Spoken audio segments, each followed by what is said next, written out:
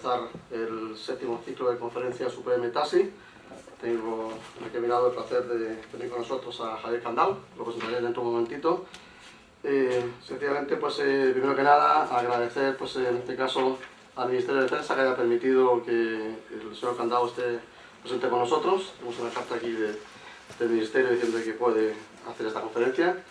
Y haceros algunas presentaciones. Sabéis que tenemos un ciclo de 7 conferencias, más o menos cada 2 semanas hay una conferencia. Estas conferencias se están grabando, como veis está ahí Emilia, la profesora de telecomunicaciones, que está grabando para subirla luego en el canal YouTube de la UPM. Y entonces, de acuerdo con la ley orgánica de protección de datos de carácter personal, pues paso a leer lo siguiente, para que os enteréis, además que está puesto por ahí en los carteles, ¿no? Dice que se informa a los asistentes que su presencia en el aula, en la cual se desarrollan las conferencias, implica la autorización implícita a la grabación y difusión de las imágenes en el canal YouTube de la UPM, bien por los medios que la cátedra estime oportunos. Comenzamos este ciclo de conferencias con la conferencia Ciberamenazas, escenario 2010-2011. El conferenciante invitado es don Javier Candau, subdirector general adjunto del Centro Criptológico Nacional y además supervisor del CCN CERT. Diré unas breves palabras, un resumen del currículum de Javier. Javier Candau es teniente coronel de artillería, ingeniero industrial con especialidad en electrónica y automática. Es además especialista criptológico, dispone de diversas certificaciones de especialización en seguridad de las TIC, como por ejemplo ISS, SANS, CRAM, Pilar, Infosec, OTAN, curso de auditoría INAP, etc. Los principales cometidos de su actividad son la formación del personal especialista en seguridad de la administración, el desarrollo de la normativa del CCN, del Centro Criptológico Nacional, en este caso con la elaboración de políticas, directrices y guías de seguridad de las tecnologías de la información para la administración pública y lo que se conoce como series CCN-STIC. La herramienta de análisis de riesgo Pilar, la supervisión de los procesos de acreditación de sistemas y la realización de auditoría de seguridad.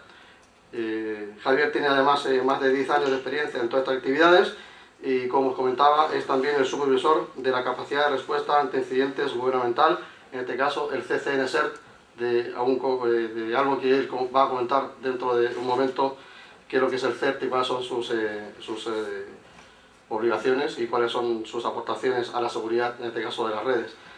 El tema que nos presenta en este caso Javier, ciberamenazas, escenario 2010-2011, tendencia 2011, es un tema que está, pues, muy de moda, el tema de la seguridad en las redes, más allá de lo que entendemos como redes corporativas, redes industriales, en este caso incluso a nivel de amenazas de países, de ciberterrorismo, de ciberdelito, de ciberamenazas. Y qué mejor que, pues, en este caso, Javier Candau, que nos ponga al día al respecto. Javier, muchas gracias. ¿Sí? ¿Se me oye bien? Bueno, voy a hablar durante una horita sobre amenazas y vulnerabilidades y antes de ello voy a hablar un poco de lo que es el Centro Criptológico Nacional y qué es lo que hace.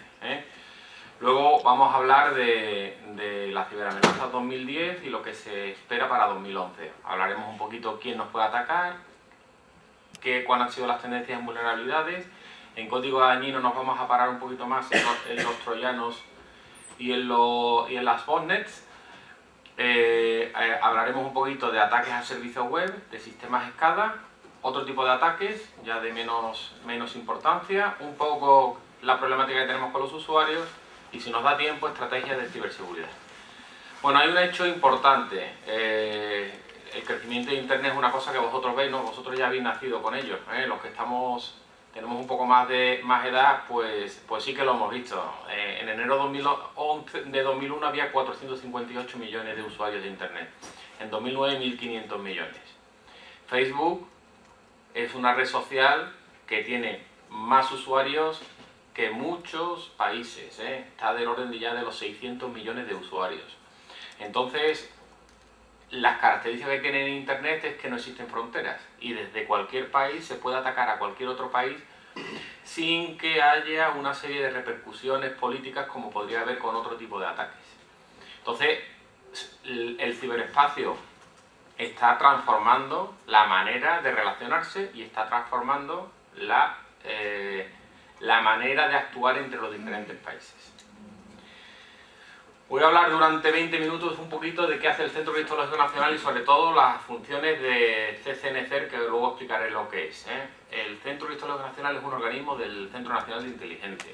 La ley que regula el Centro Nacional de Inteligencia es la Ley 11/2002, en la cual se le dice que el secretario de Estado director, el director del Centro Nacional de Inteligencia, es también el director del Centro Criptológico Nacional. Las funciones del Centro Criptológico Nacional se desarrollaron 2 años después, en el año 2004, y yo quiero resaltar que el Centro Criptológico Nacional, que es el segundo que tenemos aquí, es un organismo mucho más abierto que pueda ser el CNI, que por la razón de su funcionamiento casi todas sus actividades son secretas, ¿no? El Centro Criptológico Nacional tiene como misión fundamental proteger a las administraciones públicas ante ataques. Y eso hace que su actividad sea mucho más abierta. Tiene 2 organismos muy diferenciados dentro del Centro Criptológico Nacional. El primero, el organismo de certificación.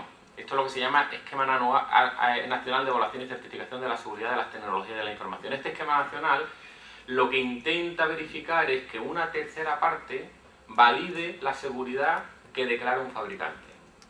Ponemos un ejemplo.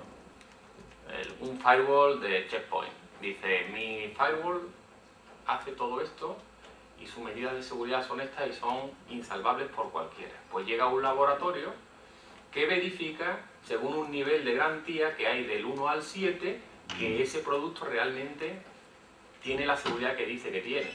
Porque normalmente, por desgracia, en las administraciones te tienes que creer muchas veces lo que te dice el fabricante. Y eso es una cosa que siempre hay que ponerla en cuarentena.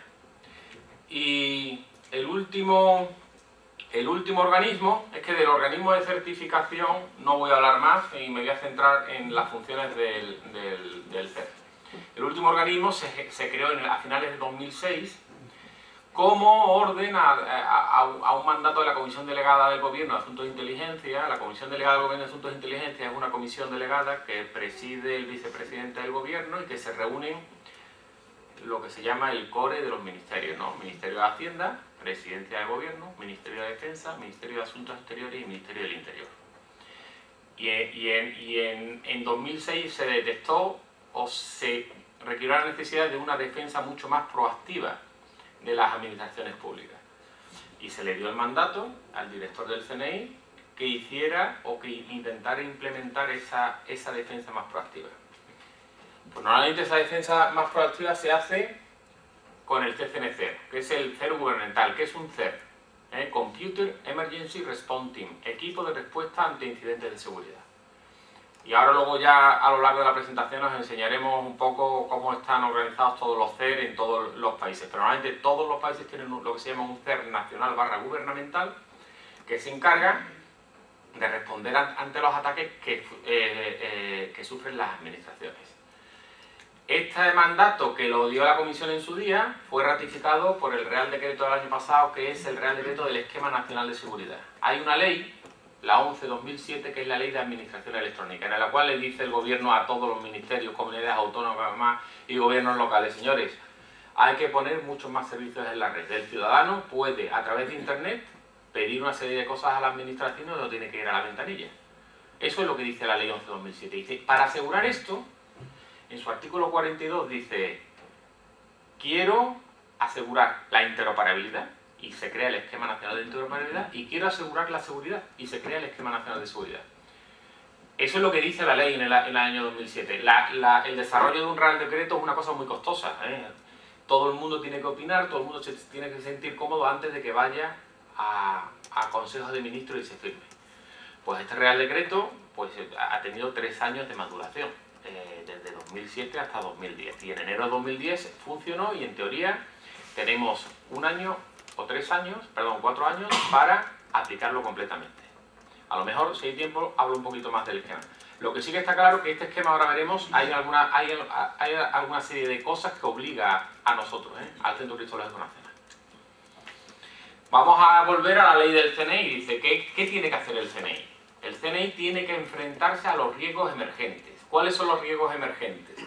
Las actividades de inteligencia, los riesgos emergentes son cualquier ataque que pueda sufrir España desde cualquier lado.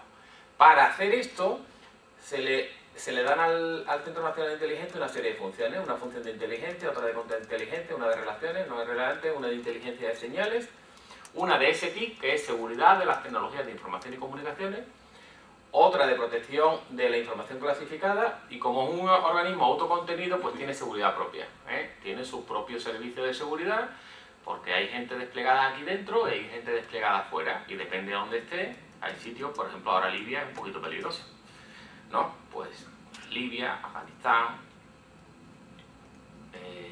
otros países árabes, países del África subsahariana, pues son países en los cuales pues, se pueden sufrir secuestros, se pueden tener problemas, ¿no?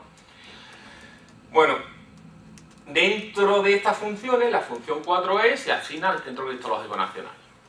Como os dije, en el año 2004 se desarrollaron las funciones del CCN y las tenéis aquí, que no voy a parar en ellas, Solo, si acaso esta, que no la vamos a atacar, valorar y acreditar la capacidad de los productos de cifra.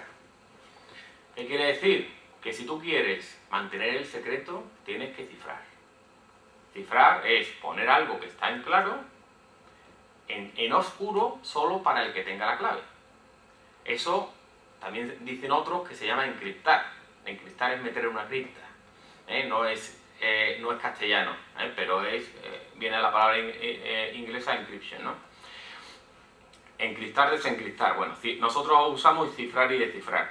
Y lo que sí que tenemos que las comunicaciones del Estado, las comunicaciones de la nación y las comunicaciones de nuestras autoridades, pues tienen que ir protegidas con la cifra apropiada.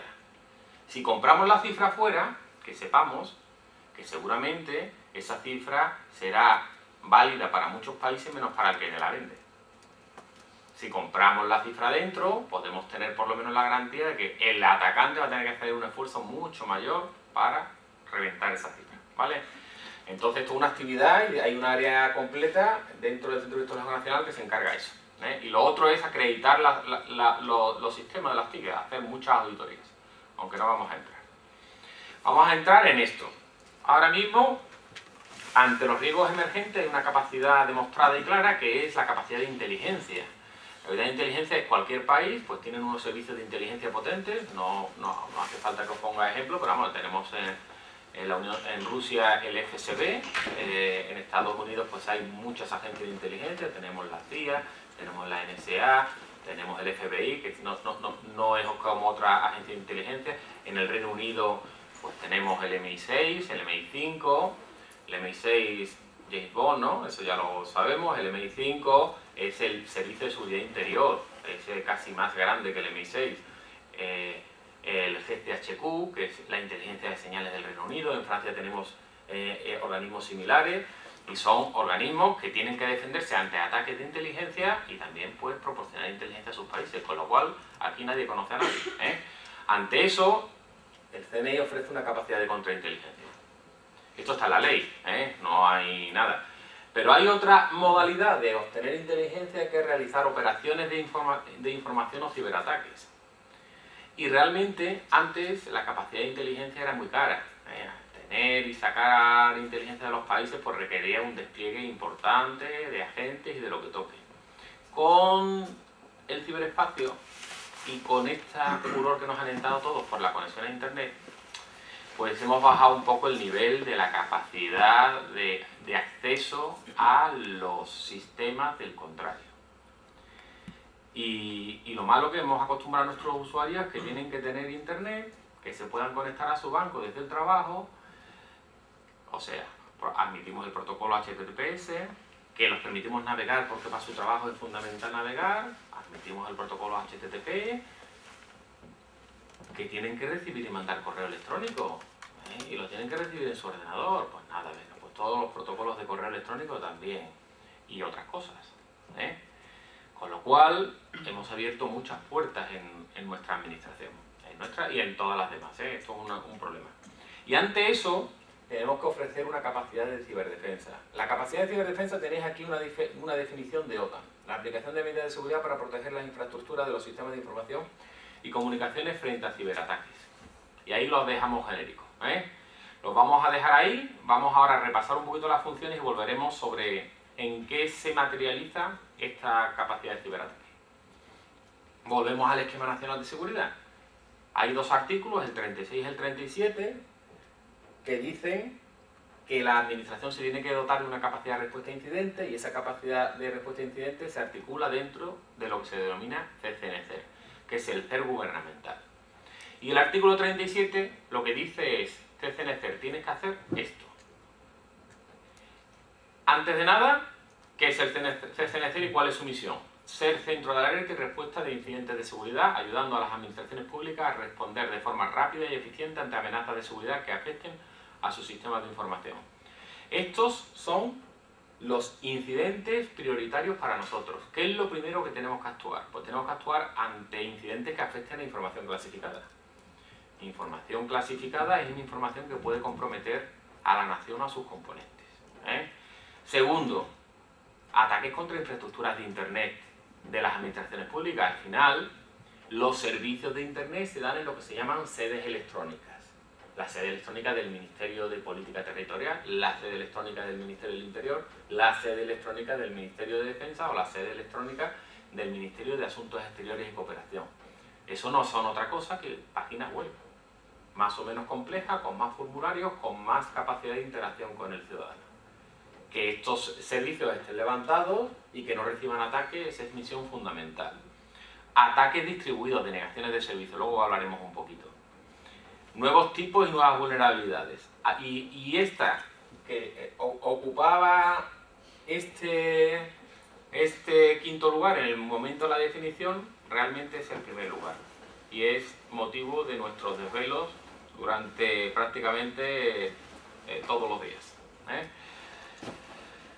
¿A quién le damos servicio? A la Administración General del Estado, a la Administración Autonómica y a la Administración Local. Pero realmente donde somos más proactivos es en la Administración General del Estado y parcialmente en la Administración Autonómica. A la Administración Local le podemos dar servicios de información, no llegamos a más. Un poquito de historia, se creó en 2006 a finales, en 2007 se logró el reconocimiento internacional, hay tres grandes foros de reconocimiento internacional. El Foro Internacional de Respuesta a Incidentes de Seguridad, donde están todos los CER de todas las naciones, se llama FIRST. El Foro Europeo de Respuesta a Incidentes de Seguridad, que no, es muy universitario, pero también están todos los CER gubernamentales, que se llama TERENA, o TF-CER. Y el Foro Europeo de CER gubernamentales, que es el EGC. Entonces, en 2007 se entró en FERSIL TERENA, en 2008 se entró en EGC, y en 2009 se empezaron a desplegar los sistemas de alerta temprana.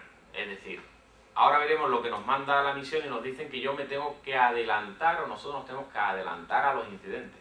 Para adelantarte a los incidentes, como tú esperes que los usuarios te lo digan, vamos muy mal, fatal. Hay que esperar que, por cierto, me podéis interrumpir, Me podéis interrumpir si alguno tiene una duda, porque aquí empiezo a hablar de palabrejas que yo creo que todos entendéis, pero a lo mejor no los entendéis,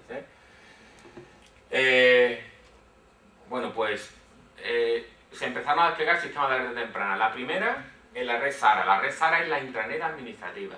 Para que la ley 11/2007 le diera servicio a los ciudadanos, la administración pública se dotó de una intranet administrativa que ya estaba funcionando, no se creó en 2007, estaba funcionando de antes. ¿Y esto qué es? Si yo soy el ayuntamiento de Torrelodones, por ejemplo, y me pide un ciudadano, en teoría el ciudadano no tiene que entregarte nada, no tiene que entregar el DNI, la fotocopia, todas las cosas que les pedíamos siempre cuando venía un pobrecillo a una ventanilla, me trae fotocopia de esto, no.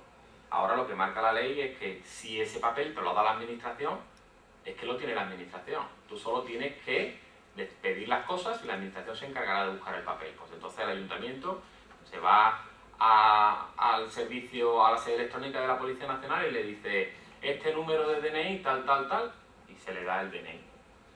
Todo con las protecciones adecuadas porque estamos hablando con información privada de los ciudadanos, ¿no? Esa es la filosofía y para eso se montó, o para eso es la función principal de la red SARA. Pues la seguridad de la red SARA la tenemos encargada nosotros. Y luego aparte se ponen una serie de sistemas de sondas en las conexiones a internet de los organismos para evitar los ataques de código dañino, como veremos después. Este es el portal, www.ccncer.cni.es, el portal. Hay una parte pública del portal y una parte privada. La parte pública es para todos los ciudadanos, se dan una serie de alertas de vulnerabilidades en castellano, algunas guías CCNSTIC, la herramienta Pilar es de uso público, la licencia hay que pedirla, se dan informes de seguridad, esto es solo de la parte privada, y los cursos también están en la parte privada. Los comunicados y las noticias de seguridad son públicas. Bueno, importante, un espacio del esquema. Todo lo que hay aquí, en un 90% es público. Y información de los servicios de alerta temprana del CCNCER. Hay una cosa que he dejado aquí arriba que es en qué nivel de alerta estamos. Y se distinguen 5 niveles de alerta. Y esto es un nivel de alerta general, es decir, ¿en qué nivel de alerta deben de estar las administraciones públicas? Identificamos bajo, medio, alto, muy alto y crítico. Definición. Esto sí lo tenemos, hay algunas transparencias de aquí que no están en la parte porque son información, no que sea información clasificada, pero sí es información que está sujeta a contrato o que está en la parte restringida del portal. Bueno, pues nivel alto, ¿qué significa? Es donde estamos ahora. Existe una amenaza que podría tener un impacto significativo en los sistemas. Además de las medidas de protección tomadas en los niveles anteriores, los responsables de seguridad deben incrementar la vigilancia, evaluar si las características del riesgo requieren del perfeccionamiento de algún procedimiento o de la implantación de alguna medida añadida e informar a los grupos de respuesta. ¿Qué quiere decir esto? Que hay que estar muy atentos porque se están produciendo ataques. Y voy a poner un ejemplo.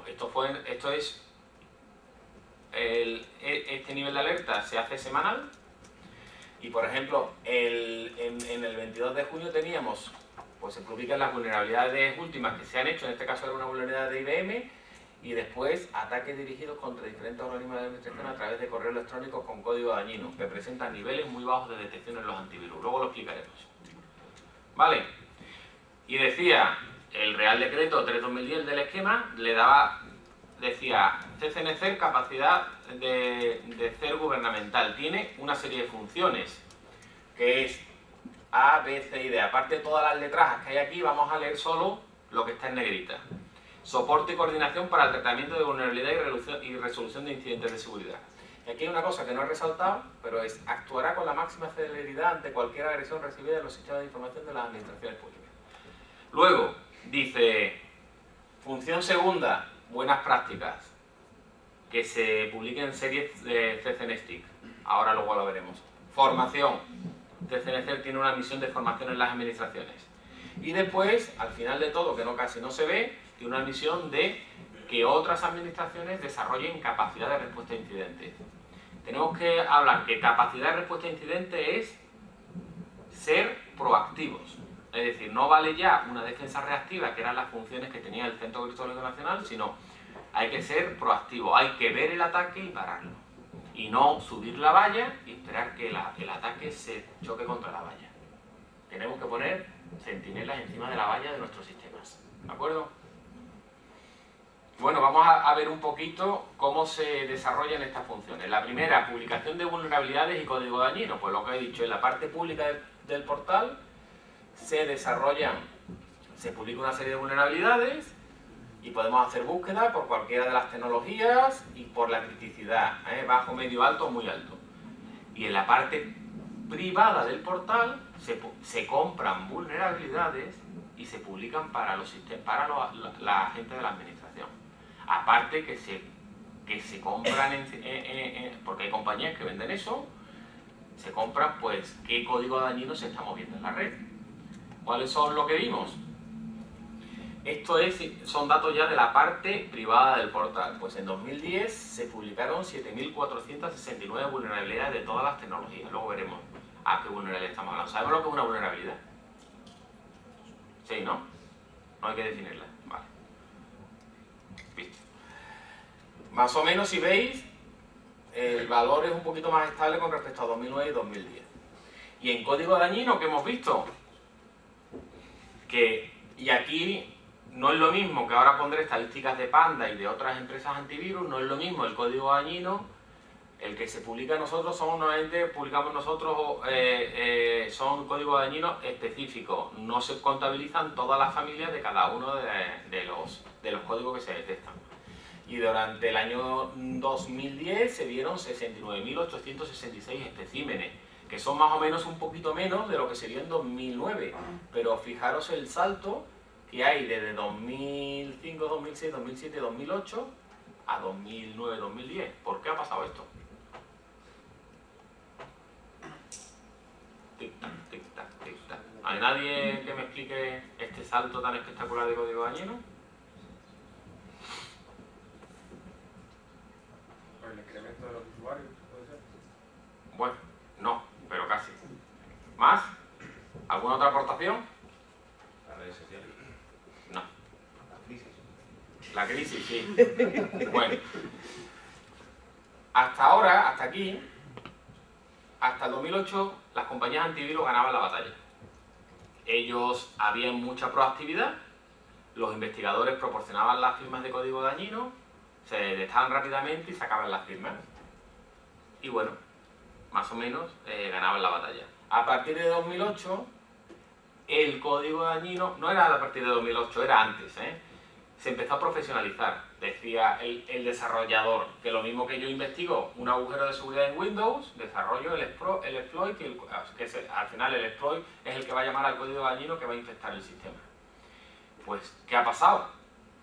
Que estos investigadores, vamos a llamarlos investigadores, hackers, etcétera, por ser suave, pues empezaron a profesionalizar su servicio. Y una de las cosas que le requerían los clientes es: yo no quiero que me detecten bajo ningún concepto. Entonces se empezaron a generar firmas para cada ataque.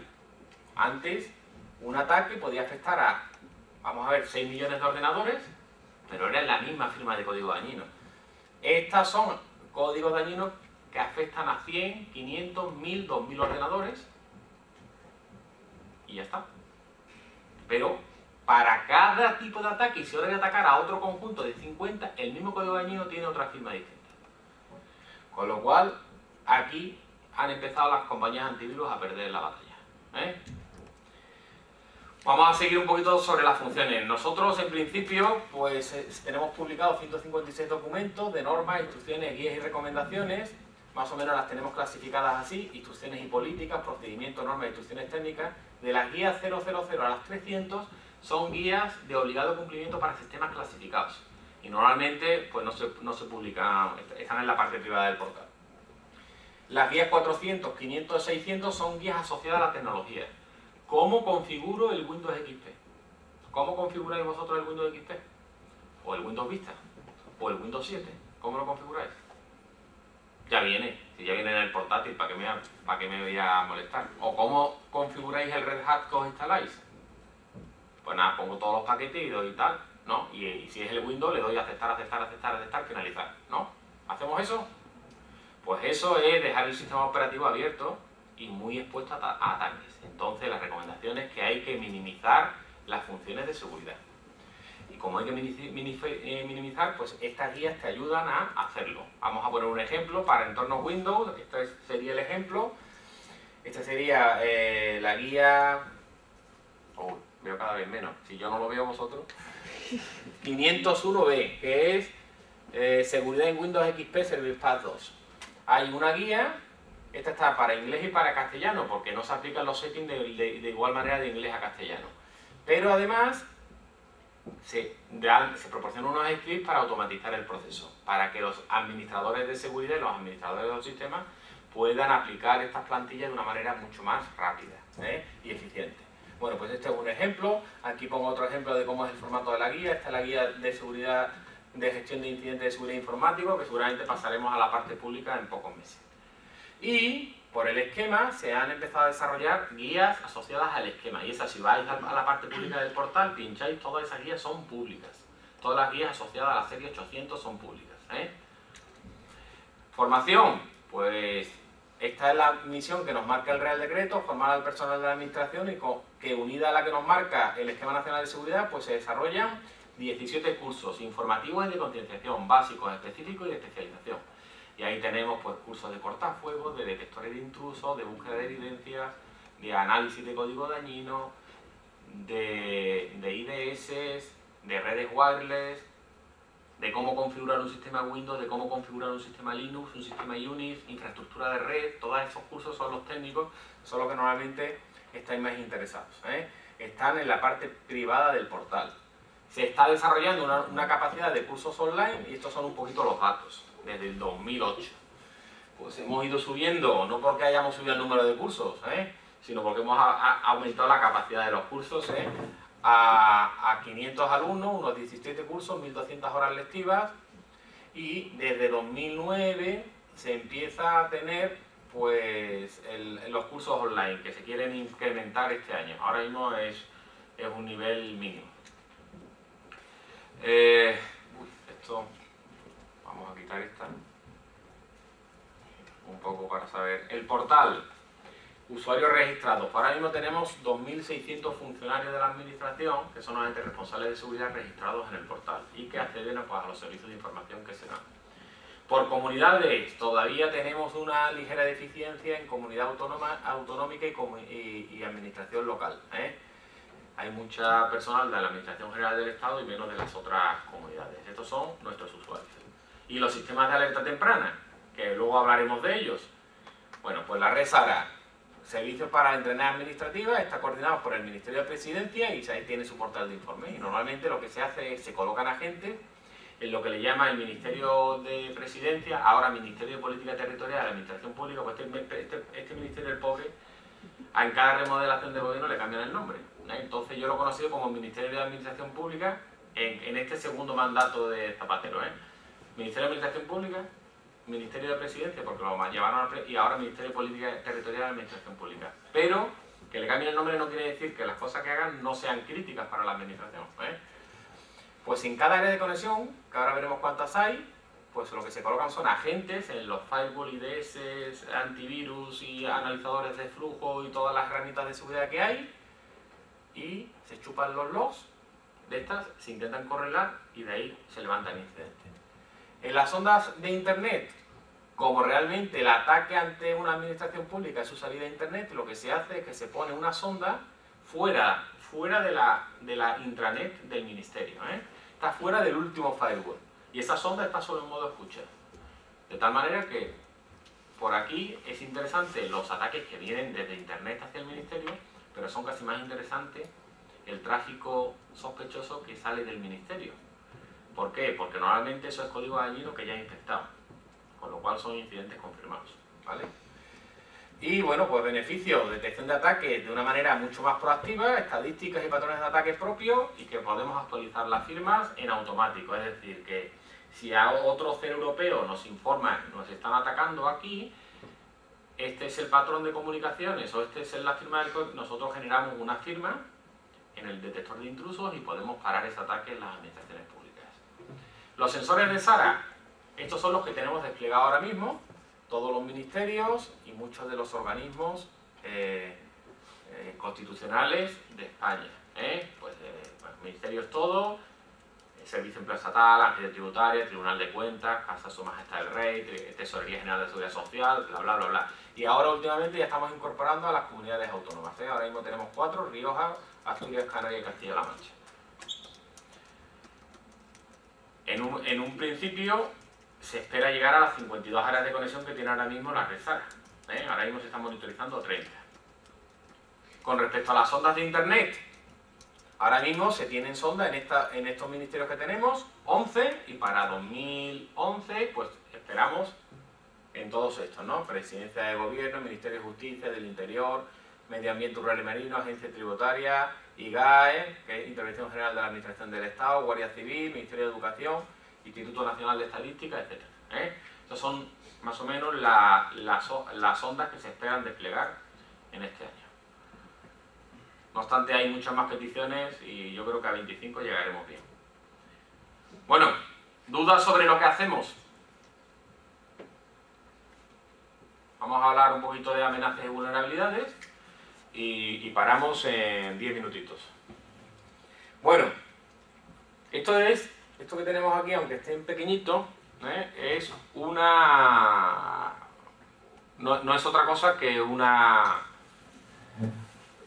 consulta a los responsables de seguridad americanos que les decían: para vosotros, ¿qué creéis que son los principales ataques a los que nos enfrentamos? Y dicen ellos, pues la infección por malware es la primera. Aquí tenéis las estadísticas de 2005 a 2010 y habéis visto que malware bajó un poco en 2007-2008 y ahora mismo por mucho es la principal amenaza que ellos consideran.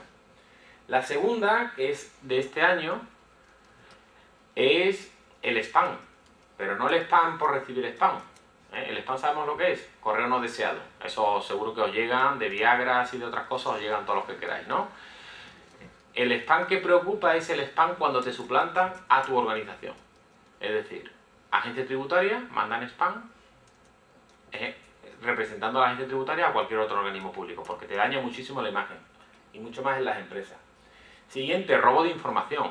Y cuando hablamos de robo de información, hablamos de robo de los asistentes personales, de los teléfonos inteligentes o de los ordenadores personales. Y otra cosa que si lo veo, porque no lo veo, los robots de internet, ¿de acuerdo? Y sobre todo los robots de internet cuando tenemos infectada nuestra organización y nuestra organización está realizando ataques hacia afuera. ¿Qué pasa con eso? Que normalmente seguro que hay compañías que te ponen en listas negras y al final tu correo electrónico de tus usuarios legítimos no llega a los destinatarios y con lo cual el rendimiento de tu organización se está dañando terriblemente. Entonces, esto que son la impresión de unos responsables de seguridad en Estados Unidos, pues realmente se repite como veremos ahora, ¿no? ¿Quién nos ataca? Pues para nosotros, y estas son estadísticas que dice el CCNC. Para nosotros, ¿cuál es nuestro principal vector de amenaza? Pues el ciberespionaje, sobre todo los estados. ¿Cuál es el objetivo? Pues normalmente industrias, empresas y por supuesto nuestras administraciones públicas. ¿De dónde viene la amenaza? Rusia, China, India, Brasil. ¿Y quiénes son quienes nos atacan? Pues son los servicios de inteligencia o las Fuerzas Armadas. O otras empresas de la competencia que contratan capacidades de hacking. Entonces, hoy por hoy, los ataques quieren estar con nosotros mucho tiempo. Pero mucho tiempo, todo el que pueda. Segundo campo de actuación, cibercrimen. ¿Qué hace el cibercrimen? Pues robo de propiedad intelectual, robo de información de tarjetas de crédito y certificados, fraude telemático, blanqueo de dinero, robo de identidades. Y el cibercrimen, pues sí que ya hay organizaciones criminales especialmente diseñadas a estas, tanto en Internet como las antiguas tradicionales, las antiguas mafias, que ya proporcionan sus servicios en Internet. Nosotros de esto no nos encargamos, de esto se encarga Policía y Guardia Civil, la Brigada de Información Tecnológica de la Policía Nacional y el Grupo de Delitos Telemáticos de la Guardia Civil. Aquí hay también cosas de pedofilia, cosas de otra información que está contemplada en el Código Penal y que realmente, a poco que se ponga una denuncia, actúan ellos. La diferencia de aquí es que la atribución es difícil y desde luego no vamos a mandar a una unidad policial a perseguir a un Estado. Ahí perdemos la batalla. Y otras cosas que siempre están todo el mundo hablando de ellas, que son el ciberterrorismo. El ciberterrorismo. ¿Puede existir ciberterrorismo? Bueno, pues ahora mismo los terroristas utilizan Internet para cuatro cosas, para sus comunicaciones internas. Ellos utilizan Internet porque es lo más rápido que tienen, se pueden conectar a Internet y hay muchas técnicas donde podemos cifrar, usamos herramientas de cifrado, ocultar, usamos esteganografía o otros procedimientos para poder hablar con otras células terroristas, con lo cual las comunicaciones las usan. Obtención de información. Por desgracia, en nuestras páginas web ponemos muchísima información. Para perseguir a un objetivo, ahora mismo vamos a poner un ejemplo, un político de cualquier partido para hacer un atentado terrorista, solo te diré que a su página web, si te pone hasta donde vive. Entonces muchas veces no somos cuidadosos en la información que publicamos y se puede obtener mucha información. Y lo utilizan también para propaganda y para financiación. Nuestro problema del ciberterrorismo es, ¿son capaces de atacar a las infraestructuras críticas? Dejo la pregunta ahí. Y si no la respondo después me lo decís. Y otra cosa que también además no está muy separada del ciberterrorismo es el hacking político patriótico. pues hay muchos activistas en Internet y los conflictos y las relaciones de las naciones que tienen y sus crisis y sus propias y sus roces, pues se reflejan siempre en Internet. Los conflictos China y Japón se reflejan, Azerbaiyán y Turquía tienen un conflicto fronterizo y se ven ataques, India y Pakistán por supuesto, el conflicto árabe-israelí, todos estos se ven en Internet. Pero realmente, ¿quién nos ataca? ¿Quién es el vector de ataque? Normalmente cibercrimen y ciberterrorismo pues contratan capacidades y ciberespionaje algunas veces utilizan a los hackers. No quieren mancharse las manos, utilizan a los hackers. Pero otra cosa que se utilizan son usuarios internos. Todas las organizaciones tienen empleados mal pagados, enfadados, porque le han quitado la productividad o por lo que toque. Y estos usuarios les dicen, bueno, pues tú me haces esto, me haces lo otro, tú solo tienes que hacer esto, que de lo demás me encargo yo. Y bueno, pues evidentemente siempre el factor humano es el factor más delicado en toda la cadena de seguridad. Vale, ¿cuánto vale esto? ¿Esto cuánto vale? Pues los secretos de Estado no se pueden solo valorar nada más que en vidas humanas, pero el robo de propiedad intelectual y otras cosas y pérdida de oportunidades sí se puede valorar. Entonces el Reino Unido sí se ha atrevido a valorarlo. Y aquí tenéis un poco lo que ellos han dicho que le ha costado en 2010 el cibercrimen. Y tiene que te dice que en robo de propiedad intelectual pues han perdido más de 9.000 millones de libras. Y por espionaje han perdido 7.000 millones de libras. ¿Qué diferencia hay? Robo de propiedad intelectual es que tú tienes la fórmula de la Coca-Cola y te la roban de tu sistema informático. O eres una empresa farmacéutica que tiene una serie de desarrollos farmacéuticos y los tienes en tu red bien guardados porque es donde hacen backup, etcétera, y entran y te los quitan. Eso se llama robo de la propiedad intelectual. Espionaje es que tú tienes una estrategia comercial, tú vas a optar para desarrollar, por ejemplo, un avión y tus comerciales pues tienen, estas son las líneas de precios, estas son las líneas de servicios, es nuestro pliego. Si nos roban el pliego, habrá otro que presentará una oferta paralela, más baja, más competitiva, y perdemos. En ese punto es una información puntual, en ese punto perdemos la ventaja y podemos perder contratos de 500, de 600, de 1.000 millones de euros. ¿Vale? Pues ellos, estas dos, pero bueno, hay también robo de negocios online, extorsión. ¿Extorsión qué es? Extorsión, yo tengo un servicio web que gano dinero en el momento que esté online. Si yo me hacen una denegación de servicio y me dicen, bueno, ahora mismo se te va a abrir tu periodo y te van a entrar 500 usuarios a pedirte una cosa. O me das este dinero o te hago una denegación de servicio. Y la gente paga. ¿De acuerdo? Extorsión, bueno, y aquí tenéis otras más. ¿Cuáles son los sectores afectados?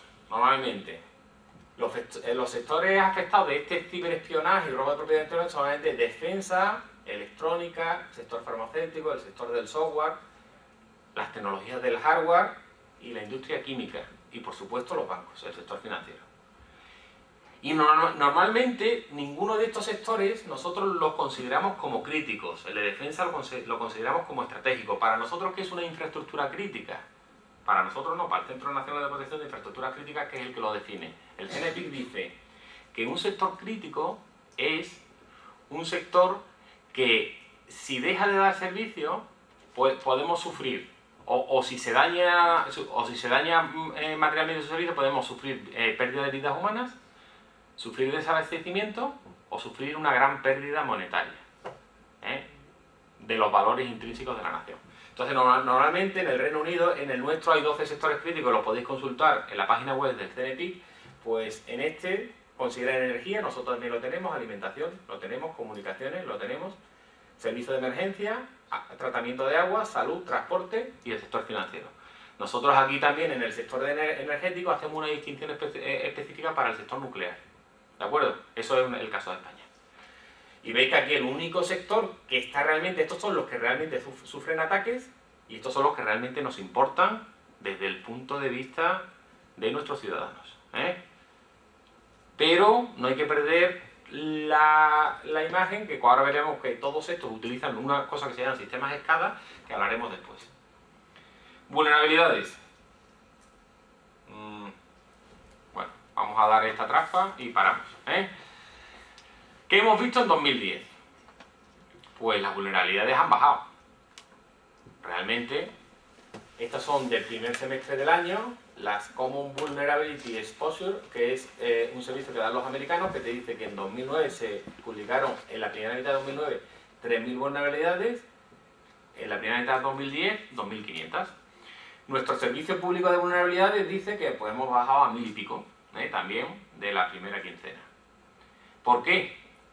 Normalmente por mejores prácticas de seguridad en el desarrollo de aplicaciones. Los fabricantes realmente desde 2008 se están tomando un poquito más en serio las vulnerabilidades, y también porque los fabricantes ponen más recursos en seguridad. Es decir, ahora cuando se publica una vulnerabilidad, que esté la vulnerabilidad abierta sin parche del fabricante, muchas veces ya no es achacable al fabricante, sino es achacable a una publicación no responsable de la vulnerabilidad.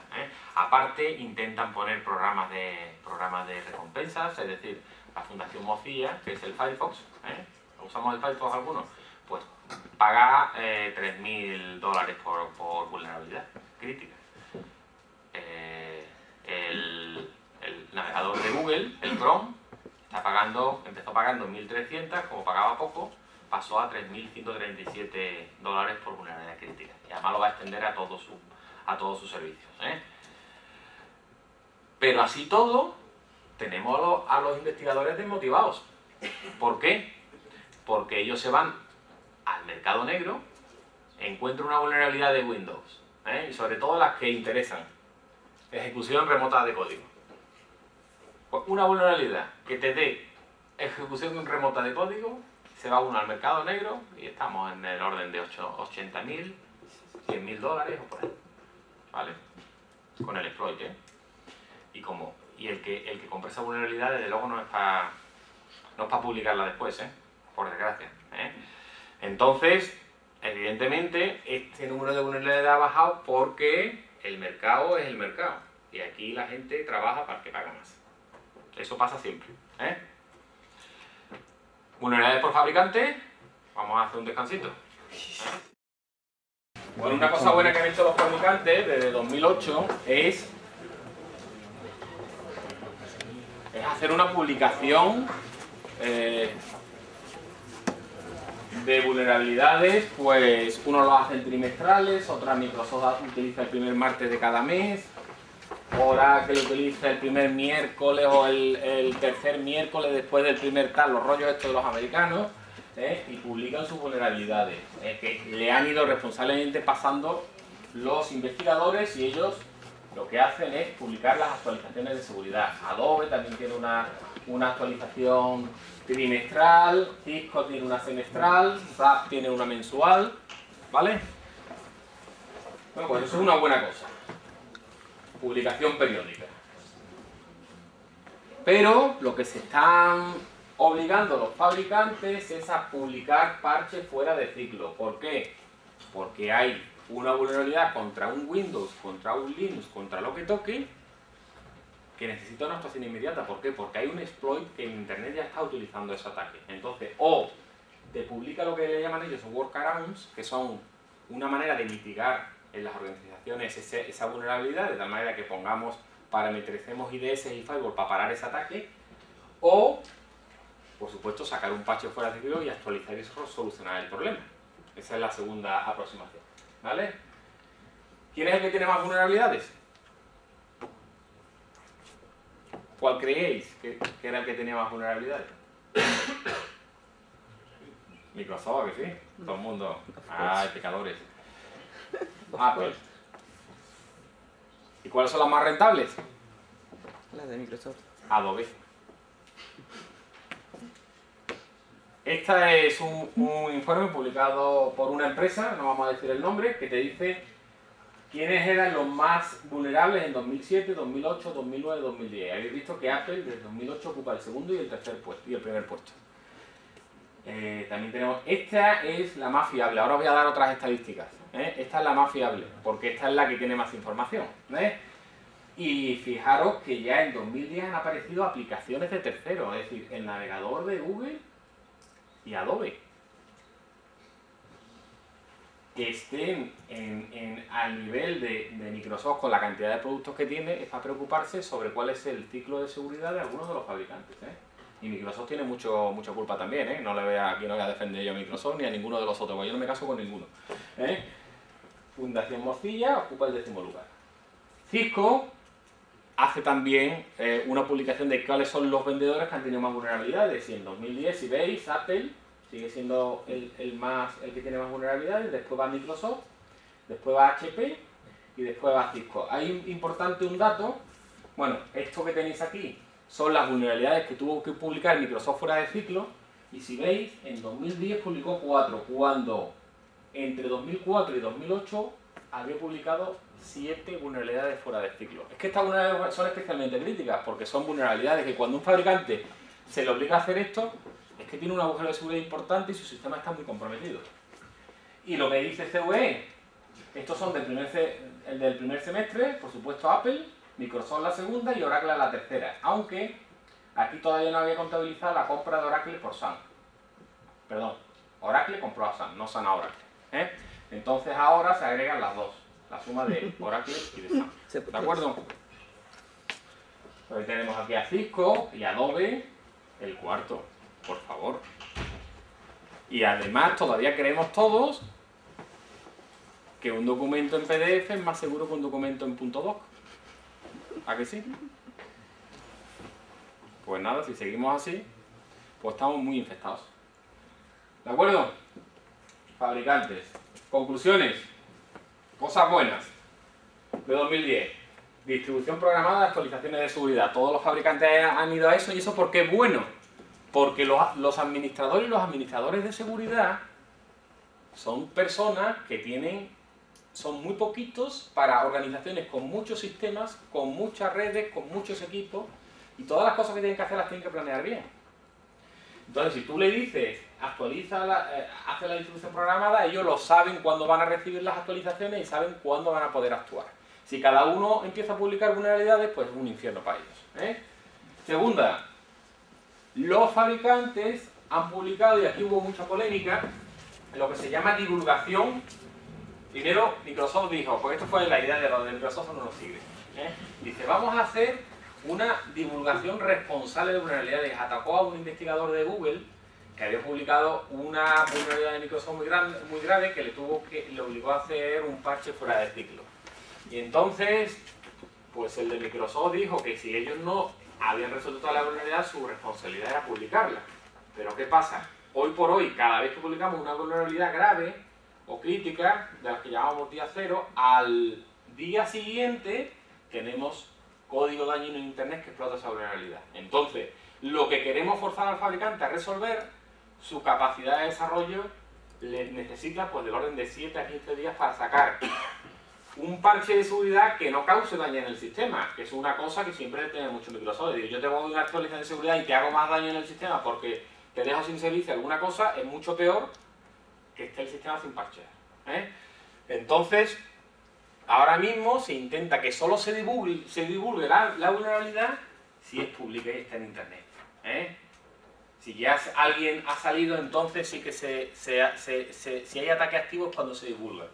Si no, el investigador o las compañías de desarrollo, que pueden ser Tipping Point, VeriSign y otras compañías que son las que realmente recaban las vulnerabilidades, HP es otra compañía que tiene esos servicios, pues se lo van comunicando a Microsoft y durante 2 o 3 meses, en el caso de Microsoft, pero los otros fabricantes igual, van trabajando en cómo es el ataque y en cómo se puede parchear el software, y entonces se publica la vulnerabilidad.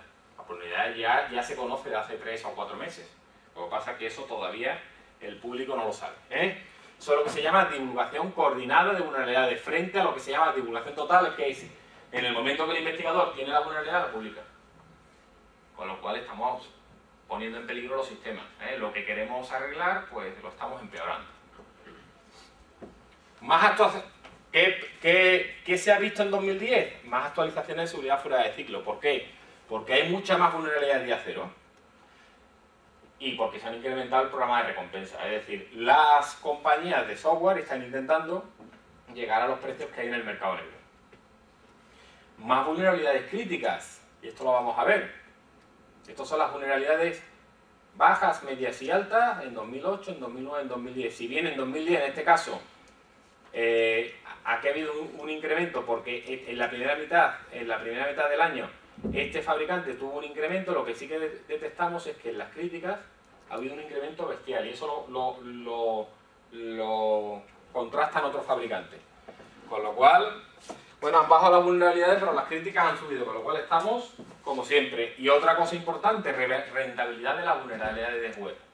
Y ahí tenéis un poco las vulnerabilidades web, el tanto por ciento respecto al total de vulnerabilidades. Ha bajado un poco, o sea, en el año 2009, en el tercer y cuarto cuatrimestre, el 82% de las vulnerabilidades que se publicaban eran vulnerabilidades web, o de PHP, o de cualquier código de desarrollo o de los propios navegadores. En el primer y segundo cuatrimestre del 2010 bajó al 66%, pero sigue siendo de que de una de cada dos vulnerabilidades son vulnerabilidades web. ¿Por qué? No desarrollamos bien. Pero es que encima web desarrolla todo el mundo. Todo el mundo. Aquí hay una página web, yo te la hago. Y no hay criterios de calidad en ese desarrollo. ¿Qué vemos para 2011? Pues las aplicaciones, los navegadores web serán los que tengan más vulnerabilidades. Ojo a las aplicaciones de terceros. Esto estaba antes, el año pasado en el punto 4 y ha subido al punto 2. Y sobre todo, ¿cuál? Java, Acrobat y Flash. Aquí tenéis un poco código dañino que afecta a esta vulnerabilidad. Y el 7% del código dañino estaba explotando vulnerabilidades de Java. El 2% vulnerabilidades PDF y el 1% vulnerabilidades Flash. Del total, es decir, que el 10% del código dañino... Sí, perdona. Pero todo eso viene directamente relacionado con el grado de usabilidad o el número de usuarios que usan ese hardware o ese software. Siempre, siempre. Pero ahí tiene, es decir, Apple es el que tiene más vulnerabilidades, ¿no? Sí, pero no es el más rentable. Porque si yo encuentro una vulnerabilidad que me pueda permitir ejecución de código en remoto en un Windows, llego al 90% de los equipos. Pero además, lo malo de las vulnerabilidades web es que son nuestro punto de entrada. Es lo primero que ve un atacante o un usuario cuando entra en tu organización, ¿cuáles son? Tus servicios web. Por eso, evidentemente, o sea, la gente no va a la rentabilidad. Pero lo de Apple también son por moda. Ahora mismo no, pero yo lo que no te estoy... El mensaje que yo te estoy transmitiendo no es ese. El mensaje que te estoy transmitiendo es que muchas veces Apple ha vendido seguridad. Dice, mi sistema es el más seguro que hay. No tiene ni antivirus. Eso es lo que venden. Eso es lo que venden. Y yo lo que te digo es que si tú buscas y comparas agujeros de seguridad, es el que más tiene. Entonces, el marketing es muy malo. El marketing está. Microsoft es lo peor y Apple es... Microsoft y los pobres usuarios de Microsoft son tal, pero eso te pasa también con Linux. Sí, bueno. Te dice con Linux, si el Linux es súper seguro, digo, bueno, súper seguro porque tenéis el 2% del parque. En el momento que tengáis el 70%, pues ya es interesante. Eso es igual que ahora veremos un poco de telefonía móvil. ¿Vale? Bueno, dispositivos móviles, la tercera. Ya, es que la portabilidad es muy mala, o muy buena, la portabilidad. Venga, llega Vodafone y dice, venga, si te haces portabilidad te regalo el iPhone, o te regalo la BlackBerry, o te regalo lo otro, ¿no? Y entonces durante este año y medio hemos visto un acceso a teléfonos inteligentes indiscriminado. Antes era muy poquita población la que tenía, y esto va a más, esto va a más. Y evidentemente el que prueba un iPhone, una BlackBerry o lo que sea, y digo, pero si tengo aquí el correo electrónico, tengo aquí lo otro, y ya SMS, eso que lo paga, que hay que pagar a la operadora, que dice, yo aquí con el chat de la BlackBerry, con el, ¿cómo se llama el otro? El WhatsApp, con el WhatsApp o lo otro, está muy bien, pues ya se controla a mis niños, ¿no? Bueno, lo controlo, que yo me creo que los controlo. Pero ¿qué pasa con eso? Que esos sistemas operativos son sistemas operativos que desde el punto de vista de la seguridad no están maduros. Con lo cual, atacar a un Windows Mobile 6.5 o a un Android, hoy por hoy es mucho más sencillo que atacar a un Windows Vista. Pero eso está bien porque no se siguen las metodologías de desarrollo del software. Eso es porque el mercado está creciendo. Y ahora mismo lo que le interesa a los fabricantes es que tú estés muy contento con tu iPhone o con tu HTC con Android. Ahora que lo que los fabricantes pretenden es sacarlo lo más rápido posible Pero eso pasa siempre, por desgracia, por eso perdemos la batalla. Eso es lo que está pasando siempre. Pero bueno, yo lo que te digo que en dónde se esperan más vulnerabilidades. Luego, sistemas operativos, esto nos preocupa mucho, aunque esto es más una sospecha que una certeza. Infraestructura crítica y programas SCADA y sobre todo los usuarios con los vídeos y las webs sociales. ¿Vale? ¿Alguna cosita más? Pasamos a ataques. ¿Cómo es un ataque? Aquí tenemos el intruso, aquí tenemos una serie de servidores pantalla. ¿Qué hace el atacante? Busca vulnerabilidades.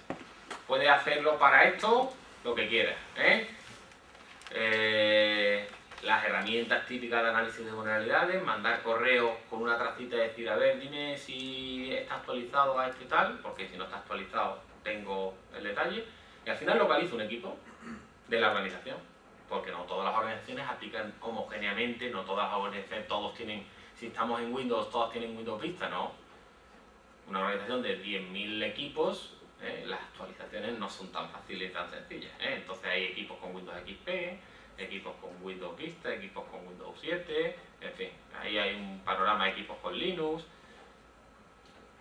hay algún Apple por ahí, poco, pero hay. Total, localizamos el equipo vulnerable y desde otro servidor, de otra dirección IP distinta, pues vamos a obtener información del equipo, vamos a obtener información del usuario.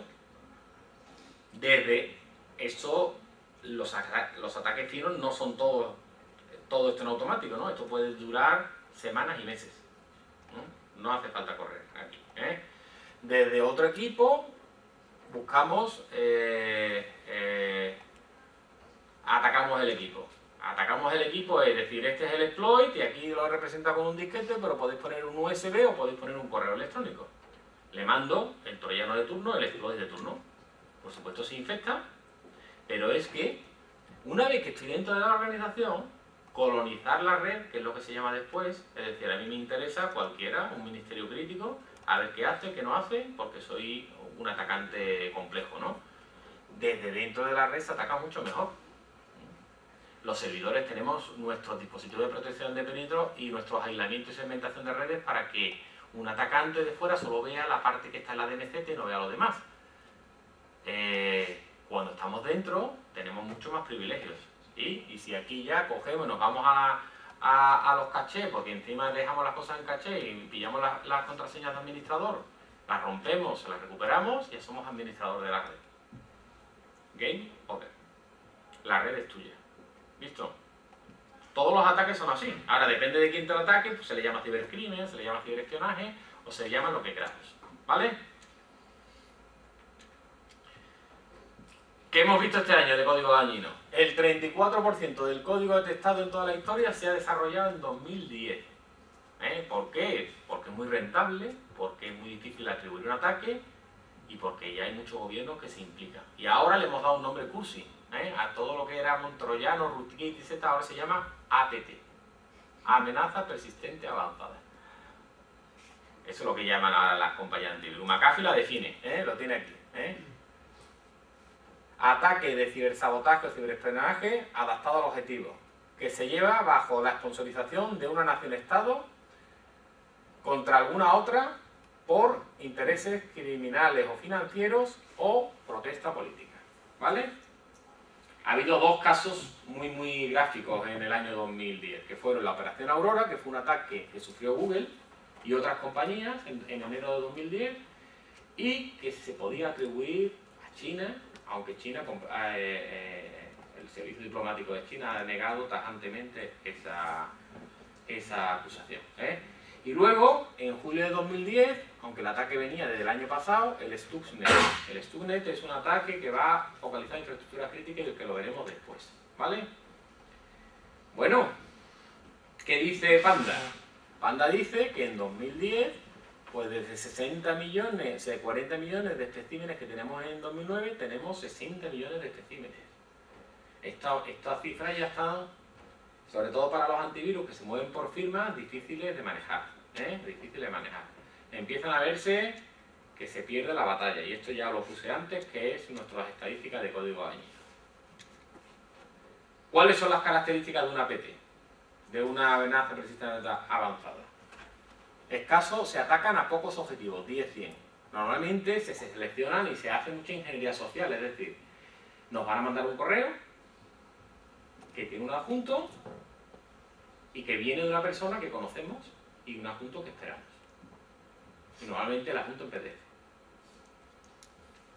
Exploit basado en vulnerabilidades muy recientes, no detectado por el software antivirus, IDS, firewall de los equipos. ¿Por qué? Porque no dispone de firma. Es un troyano, es un código que no se conoce.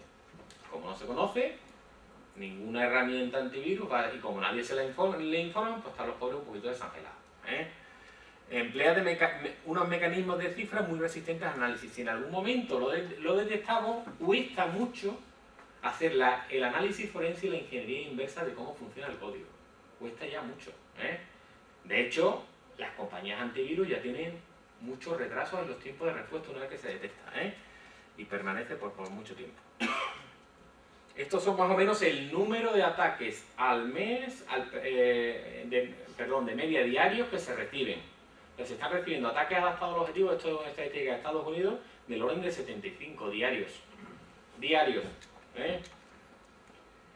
Bueno, vamos a probar nuestros escudos. ¿Estos cómo nos atacan? ¿Cómo nos defendemos? Pues nos defendemos, por desgracia, el nivel de detección de los antivirus ante este tipo de ataques es del 25%. Aquí tenéis un poco las estadísticas, estas las voy a pasar deprisa por no apuntar a nadie, ni las coloco luego. Tenéis aquí 3 micro, 18%, McAfee 22%, no 32 tiene un poquito más de respuesta, 40%. No obstante, ¿cuál fue el que salió hace 2 días? Que era el mismo antivirus, había encontrado una vulnerabilidad del antivirus y se infectaba el equipo por una vulnerabilidad del antivirus, no del sistema operativo. Bueno, pues tenemos nuestros antivirus en el 25%, y lo que es más preocupante, su capacidad de reacción entre que se detecta el virus tienen esta capacidad, ¿no? 20, 25, 30%. Pero es que tardan entre 7 y 15 días en llegar a un 90% de detección. Con lo cual nuestro escudo, cuando estamos hablando del antivirus, es muy chiquitín. ¿Listo? Esto es estadísticas de lo que hemos visto en el último mes, en el mes de enero de 2011. 92% troyanos. Ya no nos interesan los gusanos, no nos interesan los virus, el adware, todo eso ya no es rentable. Rentable es lo que te produzca rendimiento económico. Y lo que te produce rendimiento es lo que te puede recuperar información. Esos son los troyanos. Estas son estadísticas propias, estadísticas del CCNC de ataques a la administración. Y si veis, pues en enero de 2011 esta estadística no se terminó porque esto está parado en febrero, el 20 de febrero. Pues tuvimos casi 19 ataques de troyanos adaptados al objetivo. 19 ataques. Estos son nuevamente de criticidad de media hacia arriba, media, alta o crítica, en los incidentes. Entonces, ¿qué esperamos? Esto evidentemente la tendencia del año 2000 y la previsión de 2011 es muy fácil.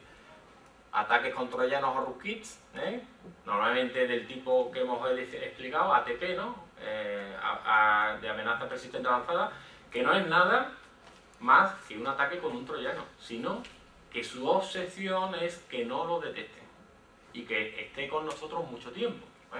Después, otra cosa que sí que nos pasa, porque aunque son troyanos genéricos que la gente se infecta cuando visita páginas web, etcétera, que son los robots de internet, son troyanos genéricos, conocidos, pero difícil de limpiar. Luego veremos algún caso. Ataques a servicios web, robo de información, SCADA, que veremos después, ¿vale? Y después tenemos lo que hace unos años era lo que nos preocupaba. Hace unos años nos preocupaba el spam, correo no deseado, el phishing, que nos engañaran por un correo y dar los datos, los virus, los gusanos y el adware. Eso es lo que nos preocupaba. Y estos son lo que llamamos nosotros ataques ruidosos. Esos ataques realmente hay que prestarles atención, pero tienen una criticidad de media hacia abajo. Y los ataques de aquí, rootkits, ataques dirigidos y botnets, son mucho más stealth, mucho más silenciosos, pero tienen una criticidad de media a muy crítica. ¿De acuerdo? ¿Qué es un caballo de Troya? Y cuando digo caballo de Troya, digo caballo, puerta trasera, rootkit, acceso de código dañino, spyware, botnet. Software agresivo atenta contra la confidencialidad de los datos del sistema objetivo y se ejecuta en el ordenador agredido. Características. ¿En qué se distingue un troyano bueno y un troyano malo? Mecanismo de infección. ¿Cómo nos infectan?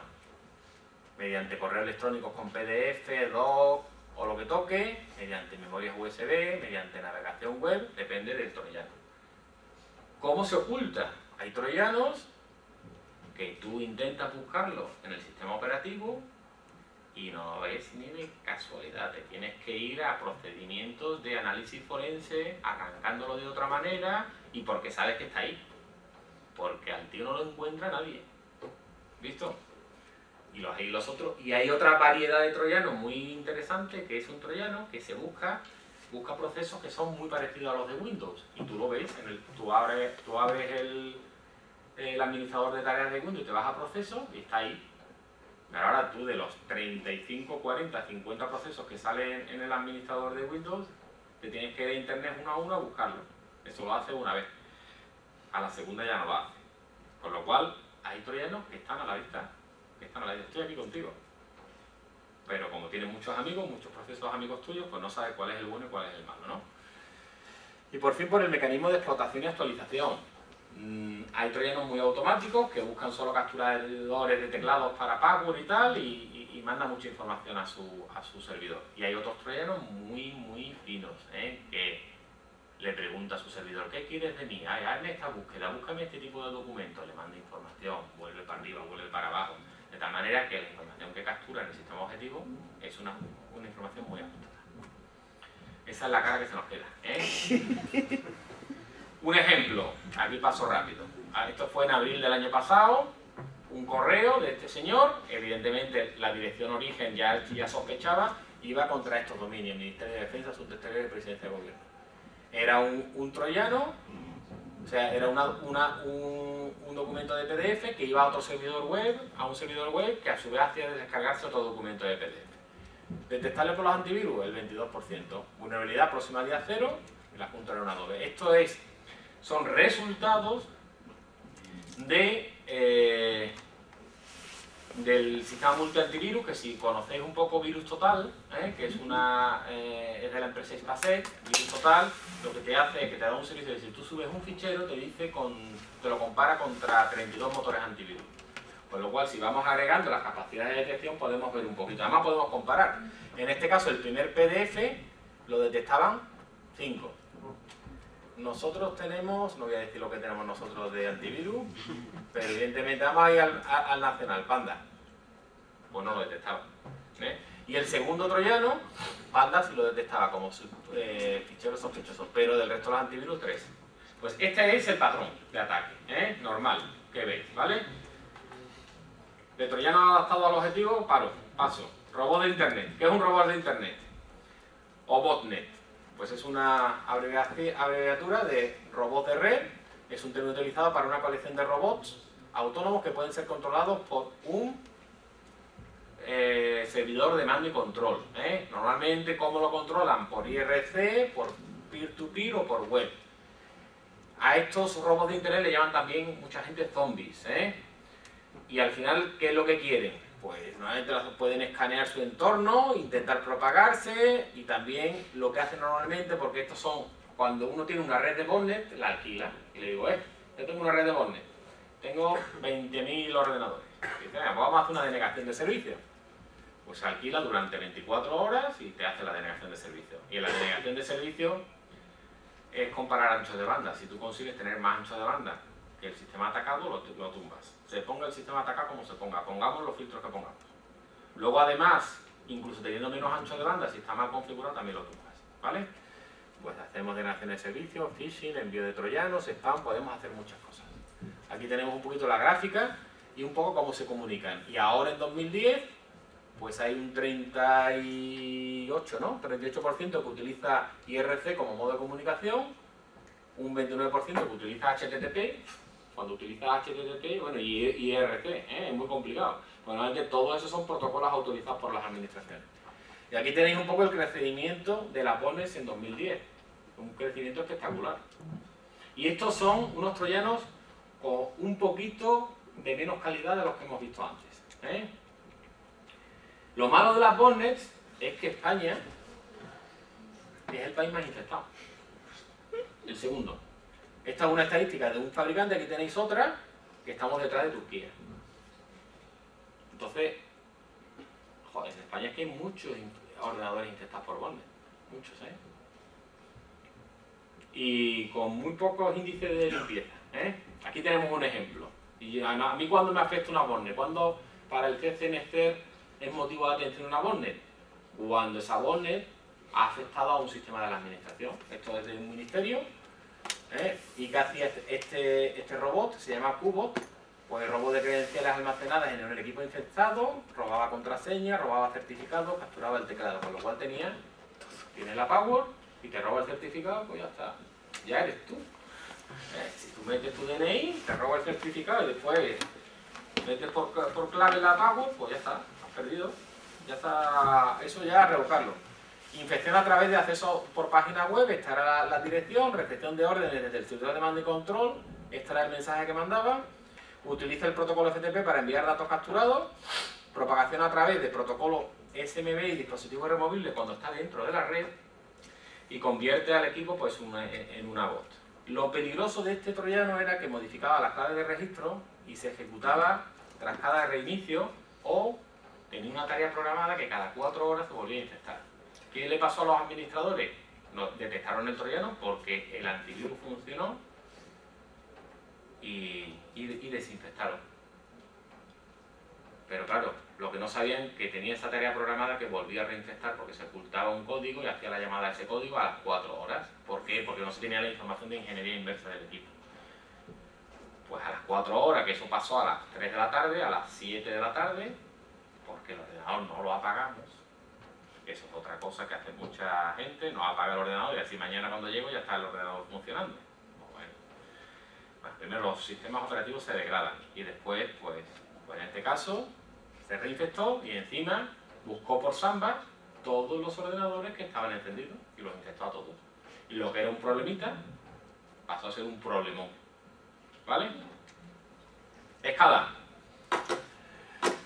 ¿Qué es SCADA? Sistema que captura la información de un proceso o planta industrial y que permite retroalimentación sobre un operador o sobre un proceso propio. Esto para los ingenieros industriales, al final nosotros tenemos una planta, tenemos una central eléctrica, tenemos cualquier otra cosa y son procesos de regulación industrial, es decir, yo cojo información de aquí, la analizo, si tengo que subir la turbina, le aumento la revolución a la turbina y se las tengo que bajar, se las bajo, ¿no? Eso es un sistema de control industrial, ¿eh? Esos sistemas normalmente pues siempre han estado aislados, además han utilizado protocolos superpropietarios, es decir, además eran incluso señales analógicas. Pero ya a partir del 2008 se han empezado a ver casos de vertidos industriales no deseados, apagones en Brasil, corte de cables submarinos, y esto es lo que nos dicen los americanos, que se esperan ciberataques en este sentido. ¿Y por qué? Porque realmente los que desarrollan estos sistemas, su preocupación es que el sistema funcione bien y que regule bien, no es la seguridad. Y además, los fabricantes, para evitar que el cliente le dé problemas, pues ha dejado siempre muchas passwords por defecto, ¿no? Ahí tenéis un poco la escala de ataques, la tenéis en la presentación. Y esta es una demostración en 2008 que hizo la Universidad de Ohio y que supo, mediante un ataque SCADA, romper una turbina de generación eléctrica. La rompió. Lo importante de SCADA es que hasta ahora los ataques, te hago un ataque a ti, te dejo sin internet, te mando tu servidor web a por uva, el banco pierde dinero, pero no hay heridos ni muertos, ¿no? Es difícil, no es un ataque cinemático, como dicen los cursis, no es un ataque cinemático, es decir, no te mando una bomba y a todos los que estén al lado de la bomba, o te mando un explosivo donde explosiona todos esos muertos, no. Es un ataque, de internet o cibernético que se queda en el ciberespacio. Con los sistemas SCADA, como puedo afectar a cosas que regulan y cosas que si no funcionan bien pueden causar daños, pues puedo convertir armas cibernéticas en armas reales, ¿no? Ahora veremos un caso. Ya hay herramientas disponibles en internet, el Killer Bee de Shodan, son cosas que te buscan sistemas SCADA, ¿vale? ¿Qué hemos visto durante 2010? Pues hemos visto que se puede hacer ataque de denegación de servicio contra los PLCs. Los controladores de lógica programable son los dispositivos electrónicos que controlan a lo que sea. En este caso vamos a hablar, por ejemplo, de turbinas o de centrifugadoras. Que todo el software SCADA tiene un elevado número de vulnerabilidades. Aquí tenéis una estadística de una empresa que te dice que esto fue de un trimestre. En un trimestre se detectaron 160 vulnerabilidades. Que hay una búsqueda activa en Internet. Normalmente los PLCs y los sistemas SCADA utilizan el protocolo 102. Entonces vemos direcciones de China, direcciones sobre todo rusas, que están buscando direcciones IP en la cual esté abierto el puerto 102. Que ahora mismo, ¿qué es lo que nos ha pasado? Teníamos este que tenemos aquí, que es el detector que estaba en la turbina y que te medía una serie de cosas y te mandaba una señal analógica. Y te dices, esto es del siglo pasado, hombre. Pasamos al digital. ¿Y qué utiliza el digital? Protocolos estándar. Empieza a utilizar TCP/IP. Y al utilizar TCP/IP, eso ya lo conoce todo el mundo. Y entonces, además, estos PLC, si no los configuramos bien, te abren un servidor web para que se pueda administrar bien. Y ese servidor web, normalmente, si no hemos configurado el aislamiento bien de la red, si te conectas desde internet lo ves. Con lo cual, interconexión de sistemas. Lo que creíamos que antes no estaba interconectado, resulta que sí. Las empresas, su problema es que regule bien o que el tratamiento de agua sea adecuado porque tenemos 300.000 ciudadanos por detrás.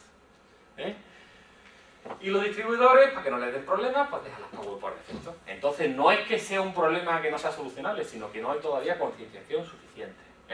Y vamos a ver un caso, el Stuxnet, julio de 2010.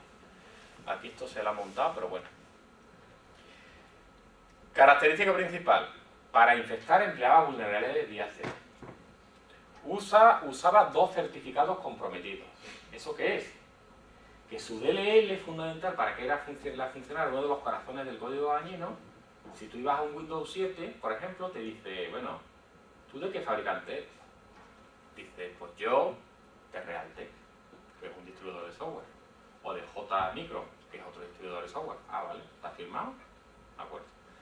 O sea que el desarrollador había conseguido firmar el código con fabricantes reales. Ataque dirigido contra sistemas de SCADA, contra 2 sistemas de Siemens, el Symantec y el Step 7 y el WinCC. Uso de protocolo web para comunicación con los servidores. Esto hay un informe que se publicó en la parte privada del portal. ¿Y a quién afectó sobre todo? Irán 58%, India el 10% y Indonesia el 17%. Y ya lo demás lo buscáis en prensa. Realmente es un sistema complejo porque sobre todo infectaba con USB y permitía hasta 3 saltos. Es decir, esto sube si va a este ordenador, que es otra red aislada, sube si va a otro ordenador, que es otra red aislada, hasta otro ordenador, que es otra red aislada. Permitía 3 saltos. Ese mismo USB, porque todos usamos el mismo USB, no vamos a tener 700 USB, iba para atrás, recogía la información y cuando llegaba a un ordenador conectado a internet, por protocolo web, comprobaba comunicación y lanzaba la información.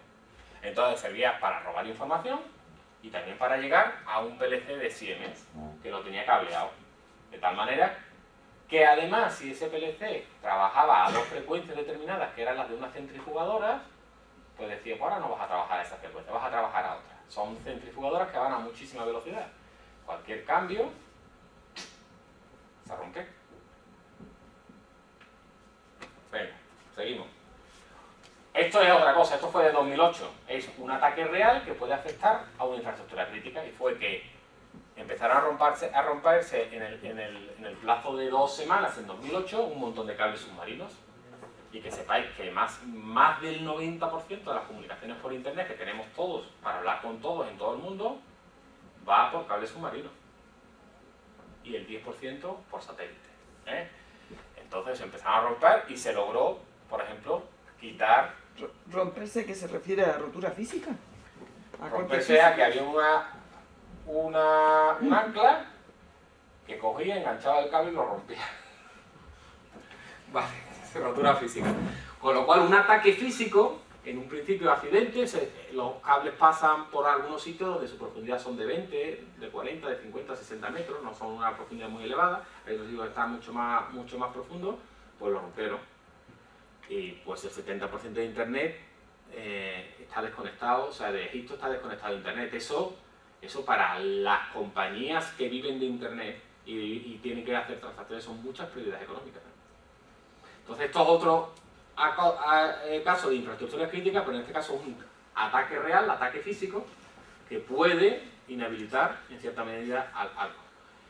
Vamos ya mucho más rápido. Servicios web, estos son los tipos de ataques que siempre tenemos y yo os recomiendo que vayáis a WASP, que te va a decir un poco, ahí está muy al loro de los ataques de internet. Para nosotros, los dos problemas fundamentales de los servicios de internet, primero son la cantidad de vulnerabilidades que hay y después el código dañino alojado en las páginas web.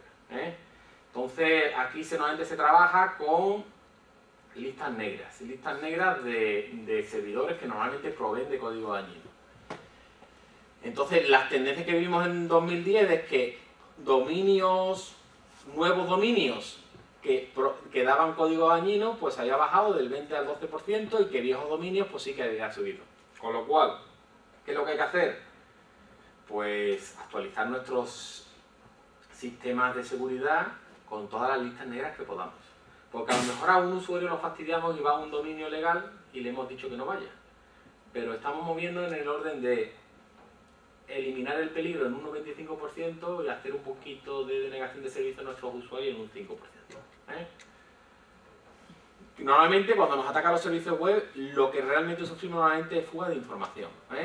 Y aquí tenemos un poco las vulnerabilidades reportadas por cada uno de los navegadores y las que están parcheadas y las que están todavía sin parchear. Y en todos tenemos deficiencias, es decir, te reportan 59 en el caso del Mozilla y solo te resuelven 48. En el Internet Explorer te reportan 40, solo te resuelven 31. Es decir, que aunque se reportan, sigue habiendo agujeros en los navegadores. ¿Vale? Y los teléfonos móviles. Bueno, pues ahora ya cambió el panorama. Hasta ahora los teléfonos móviles eran poco rentables porque los sistemas operativos eran muy pegados al móvil y eran difíciles de sacar un código que además funcionara en cualquier nueva versión. Sobre todo estamos hablando del Symbian, pero las versiones de Symbian antiguas. Symbian 9 es ahora prácticamente como el Windows 6.5 de Windows 6.7, como el iOS, que es el sistema operativo del iPhone, o como el Android, que es el sistema operativo de Google. El cambio que hemos visto ahora es que si veis ahora, ya de los teléfonos de nuestros padres y de nuestros abuelos que solo quieren hablar por teléfono, ya de eso nos olvidamos, porque la tendencia está a que Android está conquistando el mercado y ya tiene un 22% y que va a subir, se espera que en 2014 tenga un 29%, Symbian, que ahora mismo es el dominador del mercado, pues va a bajar y va a bajar más. De hecho ya Symbian se ha aliado con Microsoft para que meter en los teléfonos de Nokia, meter Windows Mobile 7 en vez del Symbian.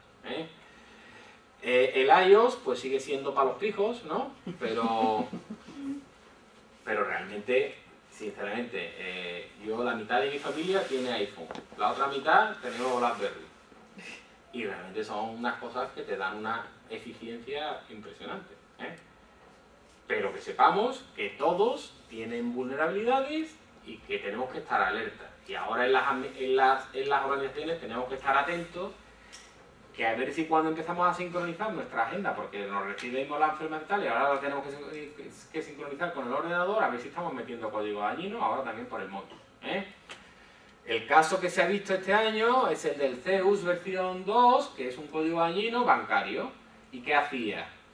Pues bloqueaba llamadas entrantes y salientes, bloqueaba mensajes SMS y aparte se pueden robar ficheros y se utiliza mucho otros códigos dañinos, no en este caso el Zeus, para decir, mi mujer, ¿dónde está? Mi mujer me ha dicho que está en el hipercore y yo no sé dónde está. Y hay maridos que le dicen, dame usted el GPS cada esto de este objetivo. Y como eso lo tenemos habilitado en los ordenadores, igual que cuando ahora hacemos una foto, se dan las coordenadas, se juntan, a no ser que lo deshabilitemos, las coordenadas GPS en la foto. Bueno, pues eso va un poco contra la privacidad, igual que lo otro, ¿no? En el caso del CEU, que era lo que yo decía, el troyano lo que hacía era, te hacía una transacción bancaria porque te había robado las credenciales y para evitar que tú te enteraras te bloqueaba los SMS y el banco te mandaba tu SMS diciendo que usted ha sacado 3.000 euros aquí, pero como no recibías el SMS, tú no te enterabas a los 4, 5, 6 días, que ya sabía, bueno, antes el banco paga. Pero hay ataques ya muchísimo más sofisticados. Otras amenazas, spam. En spam que veáis que más o menos el índice, estas son unas estadísticas de Sophos bastante buenas que te dan la ocurrencia desde 2005 a 2010.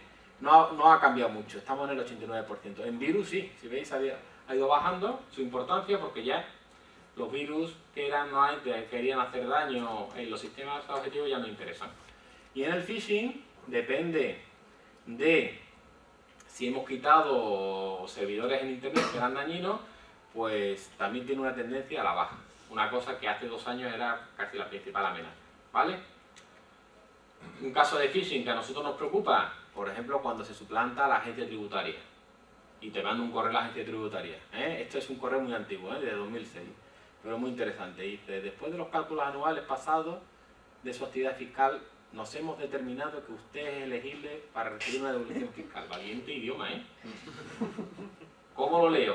Yo normalmente, o vosotros cuando tenéis 700 ordenadores, dice resolución, Hacienda, cálculo, devolución 290. Pincho.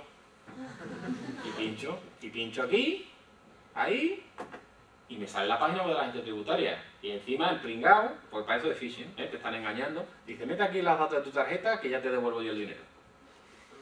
Y yo no me lo explico, pero hay gente que lo mete. Bueno. En fin. Bueno, tendencias para 2010, troyanos, robos de internet, ataques a servicios web, robos de información, plataformas móviles y sistemas de escala. Bueno, esto es una estadística de Cisco, de qué es lo que ve más in y más out, Esto es como el iPhone. Factor humano. Ciberseguridad no la vamos a dar, porque no nos da tiempo. No todos los ataques con éxito están basados en la ingeniería social, sino que nosotros no tenemos buenas prácticas. Y aquí tenéis, pues nos apuntamos las passwords y como eso, normalmente le damos las passwords a la gente para que, toma, no, entra con mi password, hombre, esas cosas no se hacen. Pues eso, aunque lo expliques en las organizaciones, en la administración, pues cuesta trabajo que lo entiendan, Los usuarios son pertinaces y algunas veces los mismos desarrolladores hacemos que los usuarios no sepan si el ordenador no funciona porque está recibiendo un ataque o porque realmente la aplicación está mal diseñada. Bueno, pues eso es lo que no hay que hacer tampoco. Soportes de información. Yo cuando le doy un USB a otra persona, le estoy dando la información que le quiero dar, es decir, los 2 ficheros, más lo que no le quiero dar. Porque cuando borramos con Windows, lo único que le quito es un apuntamiento, pero la información está ahí. Y con cualquier herramienta de seguridad, recupero esa información. Entonces, ojo, porque luego pasa lo que pasa. Pasa Wikileaks. Fuga de información por parte de usuarios autorizados. Y esto puede ser que lo hagan queriendo o que lo hagan sin querer. Pero normalmente tenemos un deficiente control de acceso a la información, clasificada y no clasificada, insuficiente soporte legal, es decir, es difícil muchas veces hacer inspecciones para que los usuarios no saquen información que no hay. Y aquí tenéis un poquito los eventos más significativos que sacaron en Wikileaks. Wikileaks lo único que ha hecho ha sido información a la que tienen acceso usuarios autorizados, la ha sido publicada en internet. Y normalmente es información clasificada, porque todos los cables del Departamento de Defensa, del Departamento de Estado americano, que es nuestro Ministerio de Asuntos Exteriores, pues eran cables que estaban clasificados de confidencial, secreto, de reservado y secreto. Bueno, al cambio, en la americana es confidential, secret y top secret.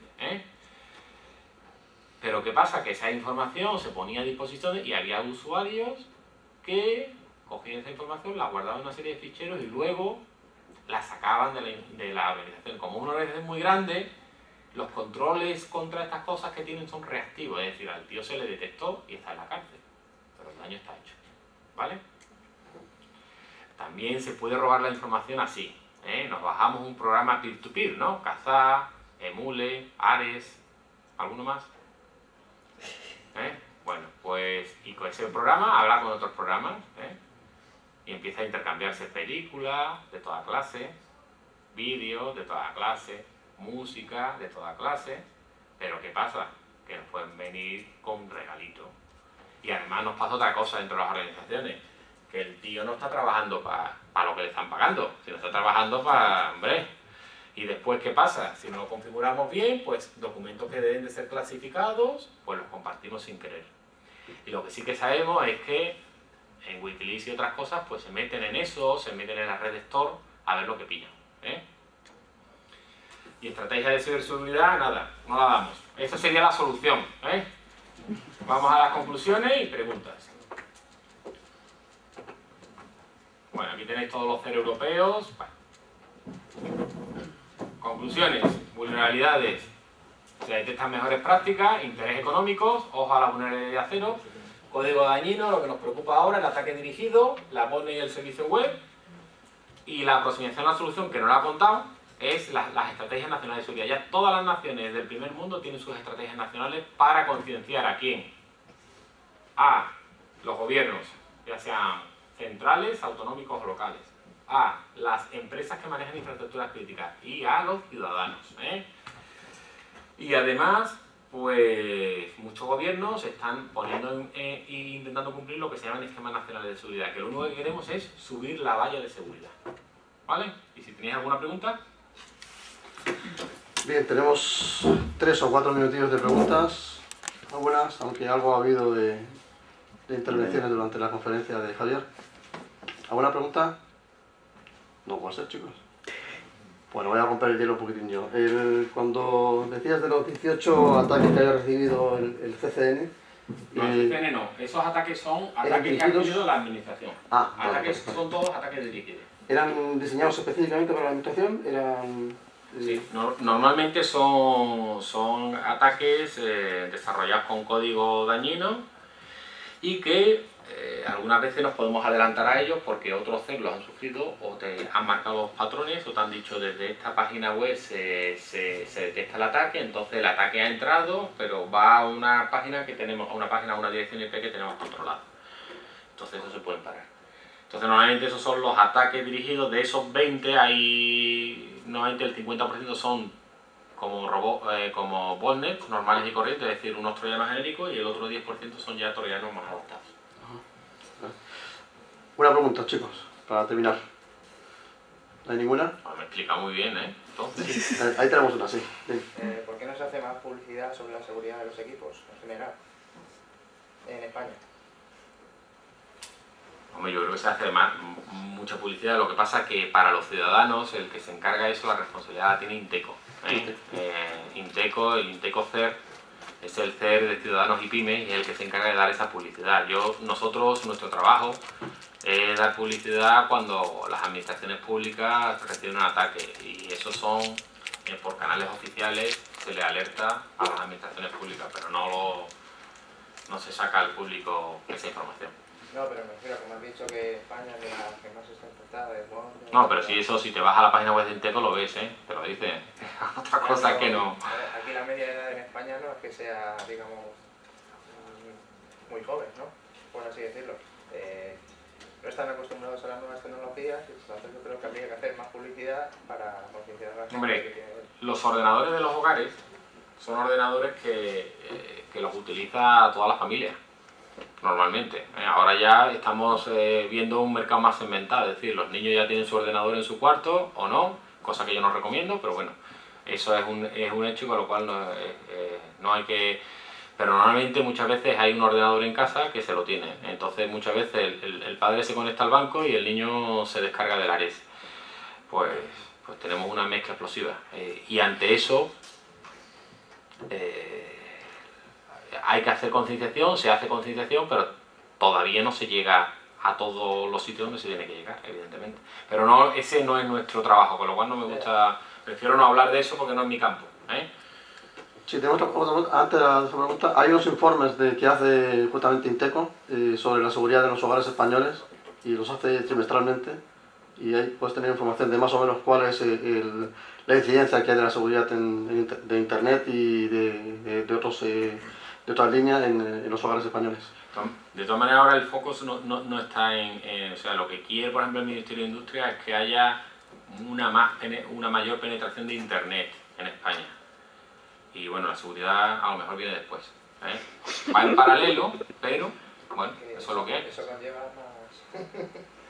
Sí, El por ahí la mundo pregunta no es perfecto. Alfonso, sí, tenías Perdona. Si cada vez los antivirus están siendo menos efectivos contra los ataques, ¿qué otras medidas se pueden tomar para...? Hombre, yo recomiendo firewalls de aplicación. Lo que pasa es que aquí puedes ir al modo histeria, con lo cual te vas a estar todo el día preguntando y al final acabas cansado.